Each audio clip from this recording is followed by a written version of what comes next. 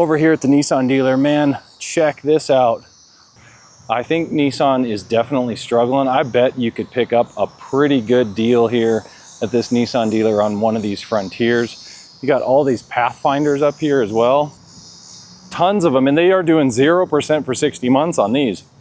I think it's a good thing for consumers, especially on Nissan side. You know, when you can pick up a naturally aspirated, reliable vehicle for 0%, that's still better for consumers. You know, Nissan's traditionally been very reliable, and you just don't see a lot of problems with them. I know they get a bad name because of the CVT. These don't have the CVT. The Pathfinders don't have the CVT. So you have to consider, like, anything with the 9 speeds is not the CVT, and they've been pretty darn reliable. Let's check out this Pro 4X and see what their sticker price is. Ooh, they're putting Wild Peaks on these. That's interesting. 3.8, naturally aspirated. This is the main reason why people buy these, is the 3.8 and their 9-speed. They've been kind of tried and true so far. They do have the 12-inch screen in these now for 2025, a little bit nicer screen and integration.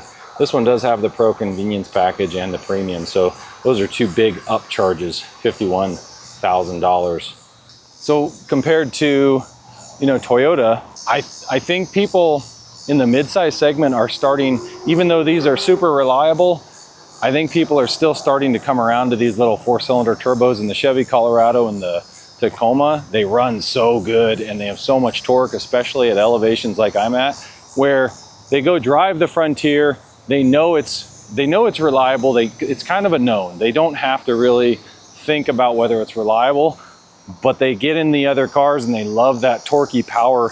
When you drive turbos brand new and you don't have to worry about things under warranty, they're fun to drive. That's why people are buying them. This one is it's not a base, it's an SV, but it is lacking compared to that Pro 4X, 43,000 on the sticker.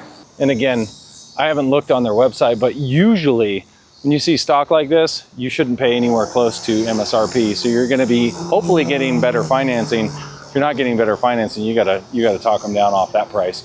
Because to me, this is half-ton price range, I think. If you're looking at a Frontier, I think you got some negotiation power. Funny thing, I don't know what it is about these 2025 wheels. I actually don't like those as much as the 24s that were stock. I don't know what it is about them. Some people like them, some don't. I don't know. It's just a preference thing. This looks like a long bed though, more my style. Nice, long 6-foot bed, actually useful. You know, all these modern trucks nowadays with these short beds, I don't know, it just drives me nuts. I don't know why. Yeah, this is the crew cab long wheelbase. This is the long bed. So you're looking at 46,000 on the sticker. Now that, to me, that might be more interesting. When you get into this midsize truck segment, I do think that more people are buying the midsize trucks now because you haven't seen as much of a reliability problem as you have on the half tons. The Frontiers are pretty good. The Chevy Colorados and Canyons have been very good. The Tacomas, other than their initial little sputter with their transmission issues in 2024, they've been very reliable on their 2.4. So the midsize segment, the Rangers have been pretty reliable. You just haven't seen the major problems from the midsize segment that you've seen in the half-ton segment, and that's why I think all these midsize trucks are selling like hotcakes. And pricing, right? Like, these are kind of, whether it's Toyota, Nissan, Chevy, they're all in the price of what half tons traditionally were priced at. So I think that's another big thing, is just price alone. And they're more capable, like these. Hey guys, real quick, just wanted to cut in here to show you some sales numbers. I know I keep talking about the non-turbo versus the turbo, and unfortunately I do think that, you know, people are speaking with their wallets more than with regards to reliability. I think this shows that most people aren't buying vehicles anymore to hang on to them for 10 or 15 years. That's just not the norm. When you look at Toyota Tacomas right now, the 2.4 liter 4-cylinder turbo, they sold 130,000 so far this year. They are clearly in the lead beyond anyone else. I mean, they're way out ahead. If you take the Chevy Colorado and the Canyon, we're talking about pretty close second, I guess. Not as far off as I thought. 38,000 for the Canyon, 52,000 for the Chevy Colorado. I think that's the same thing. It actually has much more power than the Tacoma.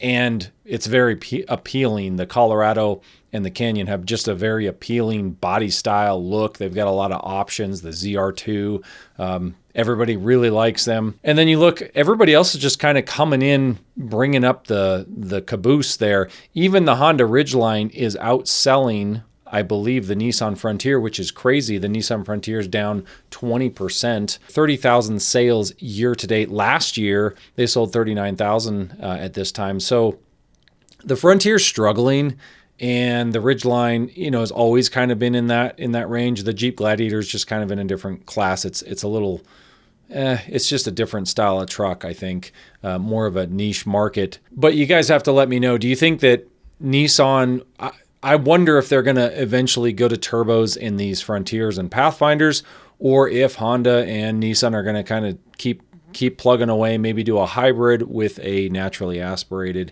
in the Frontier. There's a lot of rumors floating around. There's a new EV truck coming out. So yeah, I just wonder how long they can keep producing this naturally aspirated. It's kind of like the Titan. You know, a lot of people love the Titan, but it didn't sell.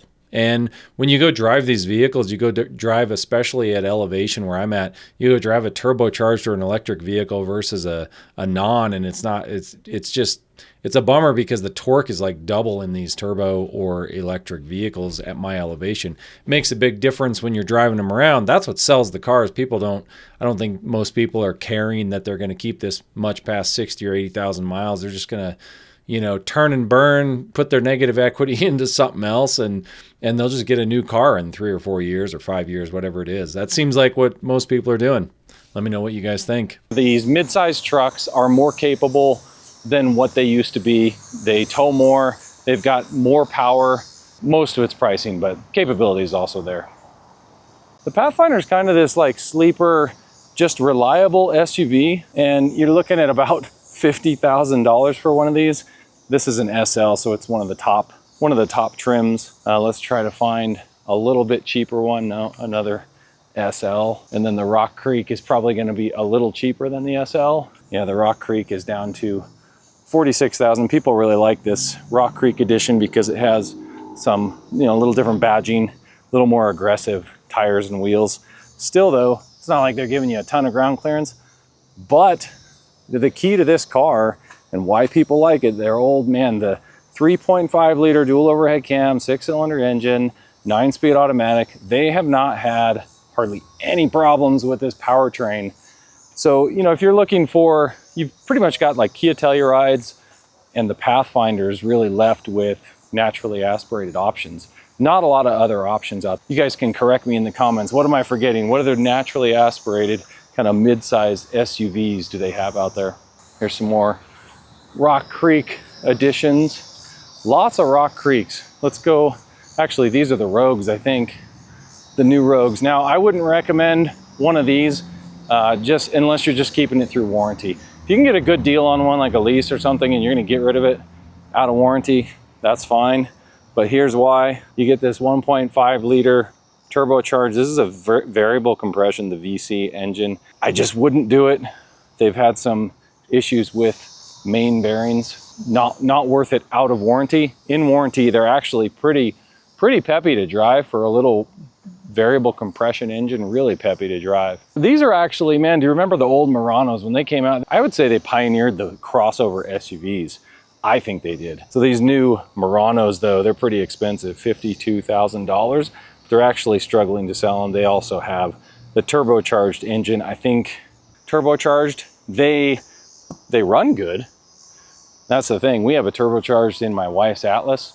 They run great, especially at our elevation here when you're up at 10,000 feet. I love having either a turbo or electric motors just for the power, but reliability, I wouldn't want one out of warranty. And these Arias, they are offering some pretty darn good lease deals on these, but they are full EV. It's a nice looking little SUV. Same thing, you're gonna see 50,000, but they're gonna push these super hard, 272 miles of range. They're gonna push these Arias super hard until September 30th. Look at this, they've got them back here, kind of in the rocks. They really don't have any room on this lot. We got a Chevy dealer over there as well. But look at how many cars they have on this lot. I mean, they're They're running out of space. They have some nice big new Armadas stacked back here, but there's not much room. There's just not much room left on this lot. And it's not a huge lot. It's not like one of these big 5 to 10 acre style lots, but they're definitely struggling to sell right now. That's why you're starting to see 0% for 60 months.